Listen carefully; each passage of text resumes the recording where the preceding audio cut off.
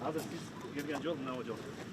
Ana şu жергиликтүү тургундар менен кеңешип, архитекторлор менен кеңешип, ошо бир жакка жайгашкан айылды ушул жерге жайгаштыруу туура көрдүк. Эл да ушуну каалады. Буларга жер берсек болобу иштеткенге мисалы. 10 сотук 15 сотук. Бул өзү тиги жерде 75 гектар үлүшү болгон булардын. Ошол калды. Ошо так ошо кудум ошондой кылып берип атабыз. Андан тышкары ФПСтин жеринде булар мындан ары карай иштетип кете турганга бардык шарт түзүлдү. Суу маселеси, ирригация маселесинде биякта маселе жок, бардык шарт. Мына ушундай кылып ген план түздүк. Ген план бекиди. Бул жерде ген планды ушу мектеби, садиги, ФАП, ПОМ бардык даже услугалар кыла турганда имараттарды эске алуу менен бүтүрдүк. Бул жерде мектеп жайгашкан жери, садик жайгашкан жерлер мына жерде болот. Анан на перспективу садымга коюш. Мына жерде высокоэтажный үйлөр. Ар бир үйгө суу кирип атат да ошондо. Биз сууну биз киргизип беребиз. Өкмөт токтому менен биз суу биздин мойнубузда жергиликтүү бийлик. Болсо киргизип берели, очистной сооружение салып туруп канализацияны уруп салгыла. Көп деле расход кетпейт ага. Жолдош Кыргызстан кыргыз күчтөрүнүн кол башчысы полковник майор саламатсызбы? Саламатсыздар.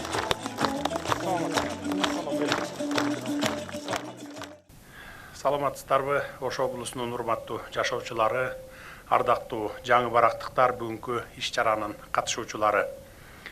Май майрамдарын ортолой аймактардагы эл журт менен амандашып, жакшы саамалыктарга күбө болуу үчүн Ордолуу Ошко атайын иш сапары менен келип калдым. Эң алды жергиликтүү тургундарды май майрамдары менен чын дилимден куттуктап өтөйүн.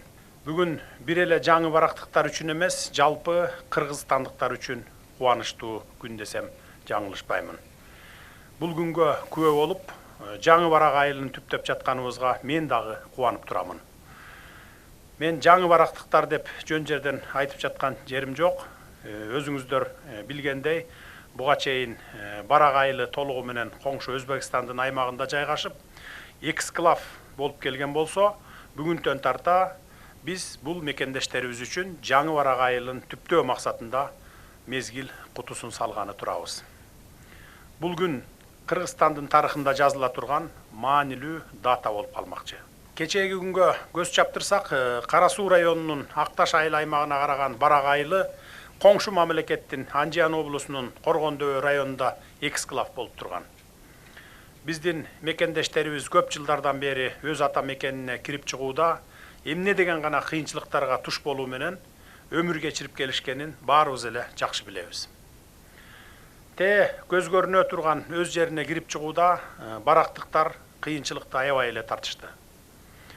Барактыктардын Кыргызстан менен түздөн түз байланыштуу күнүмдүк жашоо шарттарынан улам, ошол жарым саатка жетпеген жолдо күн сайын посттордон өтүп, чек ара, бажы тосмолорунан түмөн түйшүк менен каттап келишти.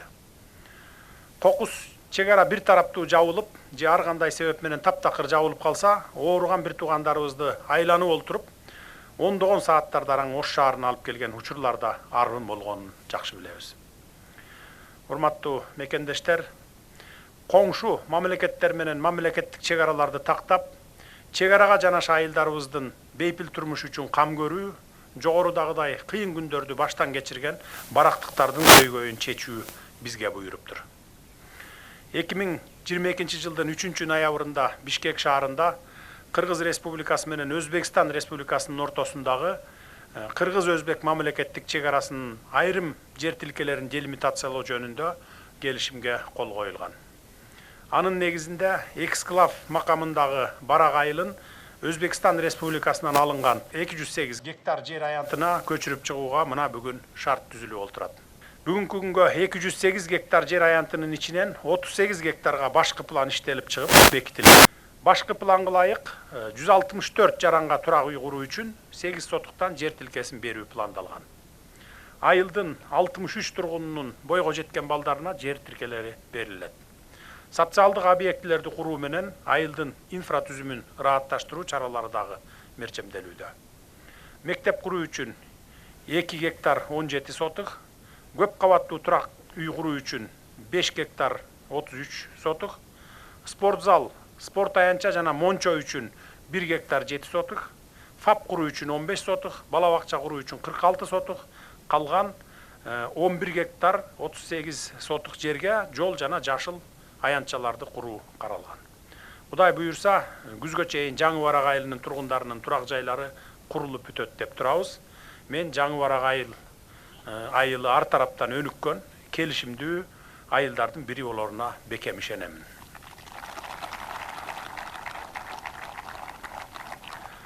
Бүгүнкү иш-чаранын урматтуу катышуучулары, эгемендик алгандан бери эле чек ара көйгөйлөрүнө карабай, киндик кан тамган жерин таштап көчүп чыгып кетпей, туруктуу жашап келген барактыктарга баарыбыз ыраазычылык билдиришибиз керек. Ошондуктан Кыргызстан менен түзүк карым-катыш кура албай, оочок алып келген мекендештерибиз үчүн Жаңы Барак айылынын түптөлүшүн тарыхый окуя деп баалаймын. Мынакей коңшу Өзбекстан менен чек аралар делимитация болуп, демаркация иштери жүрүп жатат. Тажикстан менен дагы бир топ чек араларыбыз такталып, көбү бүтүп, азы калды. Мамлекеттик чек араларыбызды бойлой жайгашкан айылдарыбызга өзгөчө көңүл буруубуз абзел. Анткени бул чек арадагы айылдар башка катардагы айылдардын көйгөйлөрүнөн сырткары чек ара маселесине да терең маани берүү менен күн кечиришет. Ал эми мамлекеттин туруктуу өнүгүшү ошол чек ара маселесинен түздөн-түз көз каранды. Андыктан чек арадагы айылдарыбыз ар дайым өлкө жетекчилигинин көңүл чордонунда болорун мен баса белгилеп айта кетейин. Биз кийинки муундарга, урпактарыбызга аймактык бүтүндүгү сакталган, чек арасы такталган эгемен өлкөнү өткөрүп берүүгө милдеттүүбүз. Жүргүзүп жаткан саясатыбыз дагы, алган багытыбыз дагы дал ушул максатты көздөйт. Урматтуу жаңы барактыктар, сабырдын түбү сары алтын дейт элибиз. Канча жылдар бою сабыр кылып келдиңиздер, эми ушул жаңы айылдан агарып, өрүшүңөр кеңейсин. Мындан ары мээнетиңиздер ата мекенибиздин өнүгүүсүнө арналсын, жаңы айылыбыздын түбөлүгү түз болсун. Куттуу болсун. Рахмат көңүл бурганыңызга.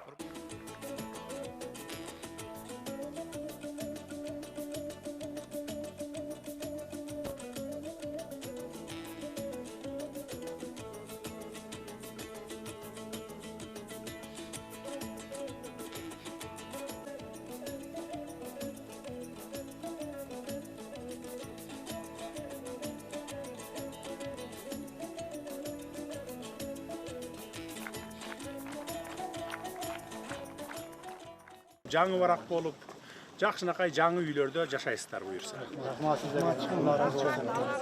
Рахмат. Урматтуу Садыр Нуркожоевич, мен ушу барактын айыл башчысы катары сизге өтө чоң элдин атынан, өзүм жеке өзүмдүн атынан терең ыраазычылык билдиребиз. Мына көп жылдан бери өзүңүз айтып өттүңүз, чечилбеген маселебизди мына туура чечимге кадамдар менен өзүңүз жана ошондой эле мына улуттук коопсуздук кызматынын төрагасы делимитация демаркация боюнча жумуш топун жетектеген Ташиев Камчыбек Кыдыршаевичтин иши берде өтө чоң деп биз эсептейбиз. Мына ушуну кошуну мамлекет менен тең ката сүйлөшүп, ушулар менен баягы эмени чечип онда көптөн бери биздин аксакалдарыбыз, аталарыбыз, апаларыбыз, эли журтубуз дуба кылып, Алладан тилеген экен. Мына ушул Алла субхана тағала сизди бизге ушундай сиздей президентти жөнөтүп, ушундай бизге туш келдирип, мына ушул маселени чечип отурабыз. Биз абдан ошого ыраазыбыз, терең ыраазычылык билдиребиз. Мына көптөн күткөн элдин кыялы орундалып, мына бүгүнкү күндө сүйүн аябай кубанычта. Сизди ошол баягы элди курултайда сүйлөгөнүңүздөн эле ошондон бери элдер өтө ыраазы. Рахмат сизге.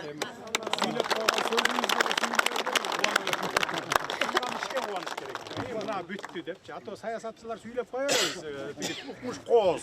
А бирок иш жасаганды билбейбиз көпчүлүк учурда. Анан кийин башталышы жакшы. Анан эми мына башталып атат. Буюрса ушу августтун 31-ине чейин бүтүргүлө деген тапшырманы койгонбуз. Анан жанталашып бүтүрбөй эмесин баягы качествосунда, сапатын биринчи орунга койгула деп атам. Чоң рахмат.